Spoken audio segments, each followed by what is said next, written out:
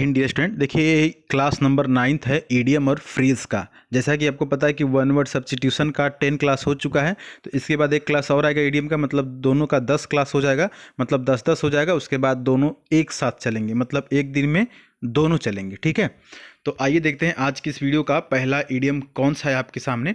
और आप भी देखते रहिएगा, आज के इस वीडियो में करीब करीब 7 ईडियम आपको देखने को मिलेंगे जो कि रिपीटेड हैं, बहुत ही इंपॉर्टेंट है और अभी के अभी यहीं कहीं याद हो जाएंगे ना।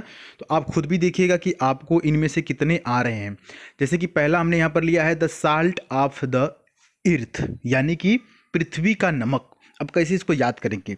देखिए, खाना यानी भोजन में सबसे इंपॉर्टेंट क्या होता है? नमक। मतलब सब्जी, बिना अगर सब्जी बहुत बढ़िया बनी है, बहुत बढ़िया सब्जी बनाई है, नमक मत डालिए। दाल बहुत बढ़िया बनाइए, नमक मत डालिए, है ना। तो क्या है, नमक के बिना क्या है, बेकार है। तो इसको कौन बढ़िया करेगा? The salt of earth. कहेंगे कि भैया ये जो है बहुत ही वेरी गुड, मतलब ऑनेस्ट या काइंड, दयालु या ऑनेस्ट या ईमानदार एंड वेरी गुड। ठीक है, तो यहाँ पर ऑप्शन नंबर बी होगा। The salt of the earth का मतलब क्या होता है? बहुत अच्छा, ईमानदार या दयालु। मतलब खाना बहुत अच्छा कब बनेगा? जब नमक ठीक ठाक पड़ेगा। थोड़ा सा ज़्यादा हो जाता है तो खाना आप नहीं खा सकते। मतलब रिलेट करने के लिए मैं बता रहा हूँ, आप डायरेक्ट भी याद कर सकते हैं। The salt of the earth का मतलब होता है बहुत अच्छा, कोई भी चीज़ बहुत अच्छी या ईमानदार या दयालु। ठीक, अब नेक्स्ट देखिए, बहुत इंपॉर्टेंट है और ये सिंपली याद हो जाएगा। और याद क्या करना है, आप इसको दैनिक जीवन में यूज करेंगे। पहला इसमें जो मेन चीज़ ये है, दूसरा नंबर का है फील ब्लू। फील ब्लू का मतलब होता है मुसीबत, मुसीबत में होना या डिप्रेशन में होना। तो इन ट्रबल या डिप्रेस्ड, ऑप्शन नंबर बी होगा। इसको सर कैसे याद करेंगे? देखिए, आज के बाद जब भी आप तो ऐसा होता होगा कि दिन में जरूर एक बार आप डिप्रेस्ड महसूस करते होंगे अपने आप को। ठीक है, डिप्रेशन में चले जाते हैं या समस्या में महसूस करते होंगे, ट्रबल में होते होंगे। तो आज के बाद जब भी आप समस्या में होइएगा या आप डिप्रेशन महसूस करिएगा, तो ये मत कहिएगा कि यार मैं बहुत डिप्रेशन महसूस कर रहा हूँ या मैं बहुत डिप्रेस्ड हूँ। आप बोलिएगा कि I am feeling blue, now I am feeling blue, या नाउ या these days I am feeling blue. मतलब इन दिनों मैं डिप्रेस्ड महसूस कर रहा हूँ या इन दिनों मैं मुश्किल में हूँ। ठीक है, या आज मैं मुश्किल में हूँ। फील ब्लू याद रखेंगे। ठीक है, फील ब्लू का मतलब ऐसा नहीं कि मैं नीला महसूस कर रहा हूँ, नहीं। फील ब्लू का मतलब क्या है? मैं मुसीबत में महसूस कर रहा हूँ या डिप्रेस में महसूस कर रहा हूँ। ठीक, नेक्स्ट देखते हैं गेट द शैक। अब देखिए, गेट द शैक का मतलब क्या होता है? शैक मतलब क्या होता है डियर स्टूडेंट? यहां पर समझिएगा, शैक मतलब क्या होता है बताइएगा।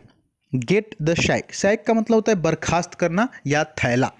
तो यहाँ पर हो जाएगा ऑप्शन नंबर बी, यानी कि डिसमिस्ड फ्रॉम। मतलब कि किसी व्यक्ति को किसी पद से या कहीं से डिसमिस कर देना, मतलब बर्खास्त कर देना। जैसे कह सकते हैं ना कि I get from the sack, I get the sack from this job. Clear? किसी भी चीज़ से आप बर्खास्त कर दिए गए या किसी के घर से बर्खास्त कर दिए गए या किसी पोस्ट से या किसी जॉब से, तो आप बोलेंगे कि गेट द सॉक फ्रॉम। ठीक है, get the sack from this job. या मान लेते हैं कि जैसे आप किसी प्राइवेट कंपनी में आप वहाँ पर चेयरमैन की तरह काम कर रहे हैं या आप एक एम्प्लॉय हैं, तो आप बोलेंगे कि जैसे मान लीजिए कि आपको वहाँ से बर्खास्त कर दिया गया, तो बोल सकते हैं कि गेट द सैक फ्रॉम उस पोस्ट का नाम। ठीक है, तो इसको याद रखेंगे। गेट द सैक का मतलब होता है बर्खास्त कर देना। ये खास करके न्यूज़पेपर में आपको ये वाली ईडियम देखने को मिलती है। ठीक ना, जब किसी भी मंत्री या किसी को कहीं से बर्खास्त किया जाता है तो गेट द सैक का प्रयोग किया जाता है। ठीक ना, हिंदुस्तान टाइम्स या द हिंदू पढ़ेंगे न्यूज़पेपर तो आपको वहाँ पर देखने को मिलता है। एग्जाम में भी आया हुआ, इसलिए हमने इसको आज की इस वीडियो में शामिल कर लिया। अगला देखिए, ऑफ नो अवेल। अवेल का मतलब होता है लाभ लेना। अवेल का मतलब होता है लाभ लेना, और नो अवेल मतलब कोई भी लाभ नहीं लेना। मतलब क्या हो जाएगा? यूजलेस। ऑप्शन नंबर बी है। आप नो अवेल का मतलब कोई भी लाभ नहीं लेना, लेकिन ईडियम में समझते हैं थोड़ा सा इधर उधर होता है, लेकिन यहाँ पर तो एग्जैक्टली हो जा रहा है कि कोई लाभ नहीं लेना मतलब यूजलेस है। सिर्फ अवेल रहता तो अवेल का मतलब क्या होता है? यूजफुल। लेकिन no avail, of no avail मतलब कोई भी लाभ नहीं लेना, that is useless. Clear? Option B is right here. Next की तरफ बढ़ते हैं सर। अगला है bone of contention. Bone to pick. मैंने जो बोला वो गलत नहीं बोला। बोन टू पिक या बोन ऑफ कंटेंशन, दोनों बात एक ही है, दोनों करके देता है ना। कभी कभी पिक के जगह कंटेंशन लिख देता है। बोन ऑफ कंटेंशन या बोन टू पिक का मतलब होता है झगड़े की जड़, यानी कि कॉज ऑफ क्वारल। समझे? अब झगड़े की जड़ कैसे कहेंगे? मान लेते हैं कि घर में एक साइकिल आई है ना, और आप कितने भाई हैं? 2 भाई हैं। तो इस साइकिल को लेकर के झगड़ा होगा कि नहीं होगा? हैं, आप कहेंगे कि भाई मैं ये लूँगा, छोटा भाई कहेगा कि मैं ये लूँगा, है ना। मान लेते हैं कुछ भी एक चीज़ है, उसके लिए 2 लोग लड़ रहे हैं। तो ऐसी सिचुएशन में जो मैंने बताया, इसमें झगड़े की जड़ क्या है? वो गाड़ी, वो साइकिल है ना। जैसे 3 भाई हैं या 2 लोग लड़ रहे हैं, तो कहते हैं भैया झगड़ा का जड़ ये है फलनवा, तो उसको बोलते हैं बोन टू पिक या बोन ऑफ कंटेंशन, मतलब काज ऑफ क्वारल। काज का मतलब जड़, रीजन, कारण, ऑफ क्वारल, झगड़े की जड़। याद रखेंगे, बहुत इंपॉर्टेंट है, पूछता है। यहाँ पर अगला है पुल समवन्स अप ऑन समथिंग। देखिए, पुल समवन मतलब किसी को खींचना, अप ऑन समथिंग मतलब किसी चीज़ पर, किसी को किसी चीज़ पर खींचना मतलब क्रिटिसाइज करना, यानी कि निंदा करना। To criticise, option number B यहाँ पर सही हो जाएगा। ठीक है, बात समझ में आ गई। यहाँ पर क्या मैंने बताया? क्रिटिसाइज मतलब किसी को किसी चीज़ पर खींचना। पुल समवन, पुल मतलब खींचना होता है। जैसे आप ट्रेन में कभी सफ़र करते होंगे, जनरल ट्रेन में, तो क्या देखते हैं? चैन पुलिंग हो जाती है ना। ट्रेन जो रेलवे स्टेशन पर पहुंचने से पहले चैन पुलिंग हो जाती है। तो पुल मतलब क्या होता है? खींचना। तो किसी को खींचना ऑन समथिंग, किसी चीज़ पर खींचना मतलब क्या करना? क्रिटिसाइज करना, है ना। होता है कि जैसे आप जब आगे बढ़ने लगते हैं तो आपके पड़ोसी क्या करते हैं? आपकी टांग पकड़ के खींच देते हैं, है ना। तो क्रिटिसाइज करते हैं, कहते हैं अरे बहुत मतलब ये हैं वो हैं, काबिल बन रहे हैं, पहले ऐसे थे वैसे। तो क्या करते हैं? आपकी निंदा करते हैं। क्रिटिसाइज करना मतलब निंदा करना। याद रखेंगे। चलिए आगे बढ़ते हैं। Gatecrasher. Sir gatecrasher मतलब क्या होता है? देखिए, गेट का मतलब वही दरवाजा से मतलब है। गेट का मतलब दरवाजा। गेट क्रैशर का मतलब होता है बुलावा के बिना आने वाला, है ना। जैसे कि मान लीजिए आपके यहाँ छोटा मोटा फंक्शन है, छोटा सा कोई बर्थडे पार्टी है, आपने क्या किया?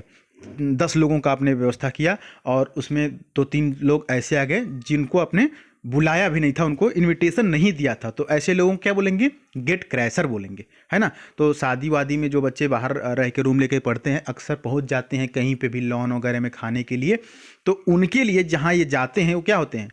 गेट क्रैशर होते हैं, है ना। मतलब बिना बुलावा के वो पहुंच जाने वाला व्यक्ति, मतलब अनइनवाइटेड गेस्ट, ऐसा गेस्ट जो कि इनवाइट नहीं किया गया है। क्लियर? समझ में आया? आपकी सिस्टर की शादी है, आपने किसी एक मित्र को निमंत्रण दिया, कार्ड दिया, बोला कि भाई मेरे सिस्टर की शादी, आप चले आना। तो क्या किया? वो अपने 2-4 लोग को और ले, ऐसा खास करके जो आर्मी वाले बच्चे होते हैं जो ग्राउंड पे दौड़ते हैं, ग्राउंड पे अगर किसी एक बंदा को अगर मिला है बुलावा, निमंत्रण, तो उसके साथ साथ कम से कम 7-8-10 बच्चे जरूर जाते हैं, है ना। कि भैया बस पता चल जाए कि फलाने जगह खाने जाना है। तो ये जो मतलब 10 बच्चे गए और कार्ड तो एक ही को मिला था, तो बाकी 9 उसके लिए क्या है?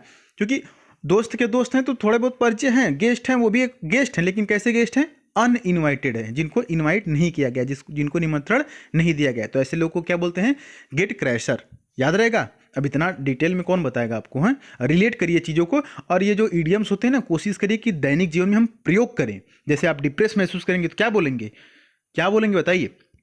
Feel blue. फील ब्लू अभी ऊपर मैंने बताया ना। तो आज के जो 7 मैंने बताया, उम्मीद है कि आपको सातों के सातों समझ में आ गए होंगे, और अभी के अभी यहीं कहीं याद हो गए होंगे। इनमें से कोई भी कन्फ्यूजन में होगा तो आप पूछिएगा हमसे, है ना, कमेंट बॉक्स में पूछ लीजिएगा, हम आपको फिर से बता देंगे। खैर, अगर टेलीग्राम पर आप अभी तक नहीं जुड़े हैं तो जुड़ जाइएगा, द सुधीर पांडे सर्च करके। और एयरफोर्स की रिजल्ट के लिए हम एक कैंपेन चलाने वाले हैं, एक मुहिम चलाने वाले हैं। तो सोच रहे हैं 1-2 दिन में हम आपको उसके बारे में अपडेट करते हैं, तो फिर देखते हैं कि वो कहाँ तक कारगर होता है। तो उसी के ऊपर थोड़ा सा प्लान कर रहे हैं, इसलिए वीडियो आपने देखा होगा कि कल नहीं आया। ठीक है, तो कोई बात नहीं, हम आपकी कोशिश के लिए, आपके लिए लगे हुए हैं। बाकी चैनल पर जुड़ जाइएगा, नए तो सब्सक्राइब कर लीजिएगा। मिलते हैं फिर अगली वीडियो में, तब तक के लिए खुश रहिए, मस्त रहिए और पढ़ते रहिए, है ना। चलिए, जय हिंद, वंदे मातरम।